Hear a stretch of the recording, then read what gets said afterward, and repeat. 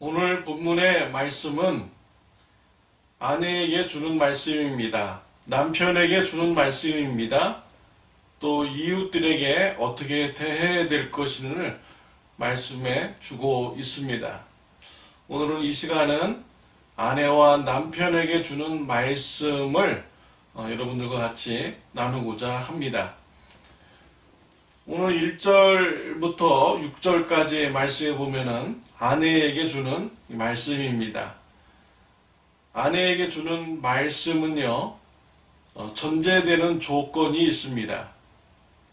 불신자 남편을 가진 아내들에게 주는 말씀입니다. 1절 말씀에 보면은 아내들아 이와 같이 자기 남편에게 순종하라. 이는 혹 말씀을 순종하지 않은 자라도 말로 말미암지 않고 그 아내의 행실로 말미암아 구원을 받게 하려 함이니라고 하였습니다. 아내는 남편에게 순종하라라고 했습니다.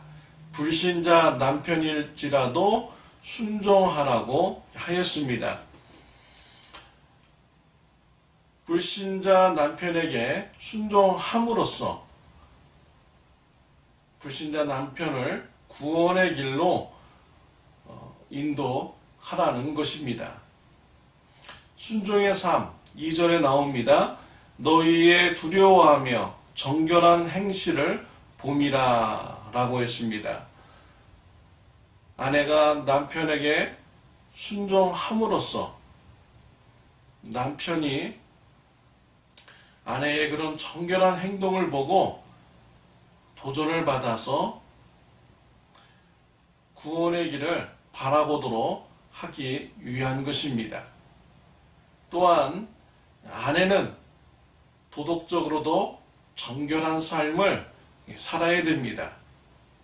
그래서 불신자 남편에게 영적인 도전을 주어야 하는 것이지요. 불신자 남편이 뇌물을 받아 왔다고 한다면 뇌물을 단호하게 거절해야 됩니다. 힘들게 살더라도 부정한 돈은 받을 수 없다. 돌려주라. 라고 하는 이러한 정직하고 순결한 이런 행동을 보여주어야 됩니다. 그럴 때 남편이 도전을 받게 되는 것이죠. 왜 이 사람은 세상 사람들과 다르게 사는가? 라는 이런 도전을 받게 되는 것입니다.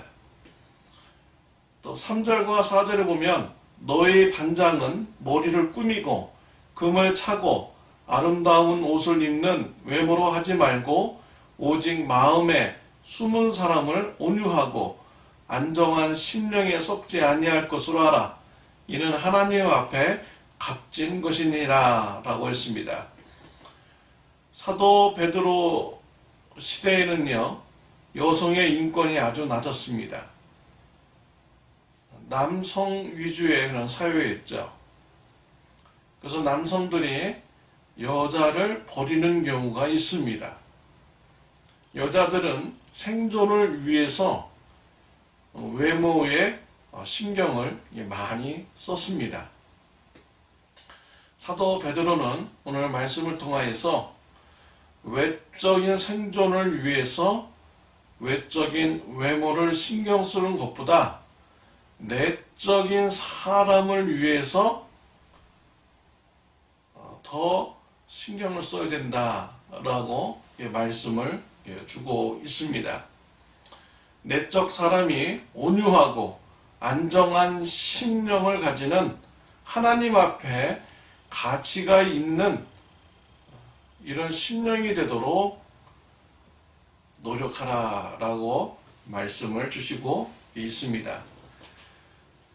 6절에 보면은 사라가 아브라함을 주라 칭하여 순종한 것 같이 너희는 선을 행하고 아무 두려운 일에도 놀라지 아니하면 그의 딸이 된 것이니라 라고 했습니다.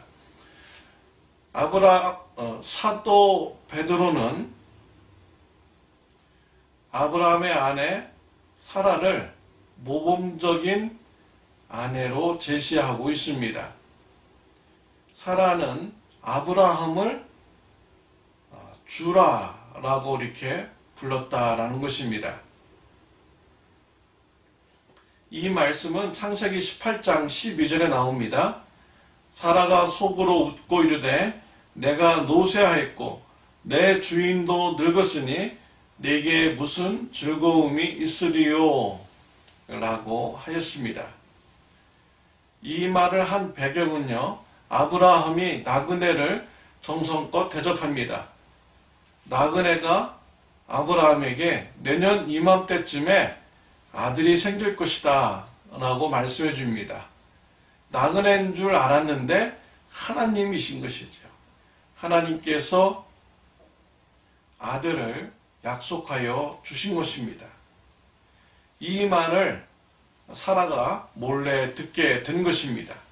그리고 속으로 웃으면서 말을 한 것이죠. 내가 노쇠하였고 내 주인도 늙었는데 내게 무슨 즐거움이 있으리요? 라고 말을 한 것입니다. 여기서 사라는 아브라함을 주인이다 라고 이렇게 칭하여 불렀습니다. 고대 시대에는 여성의 인권이 없었습니다. 그렇다고 할지라도 아내가 남편을 주라고 부르는 경우에는 흔한 일이 아니었던 것이지요. 사라는 남편을 주라고 부르면서 존중을 해 준 것입니다. 사도 베드로는 불신자 남편일지라도 아내들이 존중해주는 이런 태도로 대할 것을 말씀해 준 것이지요. 순종의 이런 모습, 정결한 모습을 통하여서 불신자 남편이 구원의 길로 인도되기를 바랐던 것입니다. 7절 말씀에 보면은 남편에게 주는 이런 말씀입니다. 남편들아 이와 같이 지식을 따라 너희 아내와 동거하고 그를 더 연약한 그릇이요 또 생명의 은혜를 함께 이어받을 자로 알아 귀히 여기라. 이는 너희 기도가 막히지 아니하게 하려 함이라 라고 했습니다. 남편들은 지식을 따라서 아내와 동거하라 라고 했습니다. 여기서 지식은 세상적인 결혼 제도를 말하는 것이 아닙니다. 하나님의 창조 질서를 말하는 것이죠. 하나님께서 남편과 아내가 같이 동거하면서 살기를 원하시는 이런 뜻을 알고 아내와 같이 동거하라는 것입니다. 또 그 아내를 연약한 그릇으로 알고 귀히 여기라 라고 했습니다. 아내들은 남자보다 육체적으로, 정서적으로, 또 정신적으로도 연약한 그릇입니다. 연약한 그릇을 귀히 여기는 이런 남편이 되라는 것입니다. 또 생명의 은혜를 함께 이어받을 자로 알라라고 했습니다. 베드로 시대 때는 여성의 인권이 낮았죠. 그런데 오늘 본문에서는 여성을 생명의 유업을 나눌 자, 함께 이어받을 자라고 말을 한 것입니다. 여성을 굉장히 높여서 말씀을 한 것입니다. 아내들을 귀히 여길 때 기도가 막히지 않고 응답 받을 수가 있다라고 말씀을 주고 있습니다. 아내들을 함부로 대하고 귀하게 여기지 않는다면 하나님께서 기도 응답을 하시지 않는다라는 이런 말씀인 것입니다. 아내를 귀히 여길 때 하나님과의 관계가 회복이 되고 기도의 문이 열리게 되는 것입니다. 사랑하는 성도 여러분, 아내로서 또 남편으로서 하나님께서 주신 이 말씀 순종하여서 건강한 가정을 이루는 건강한 부부 생활이 되는 이런 축복이 있으시기를 바랍니다. 기도드리겠습니다.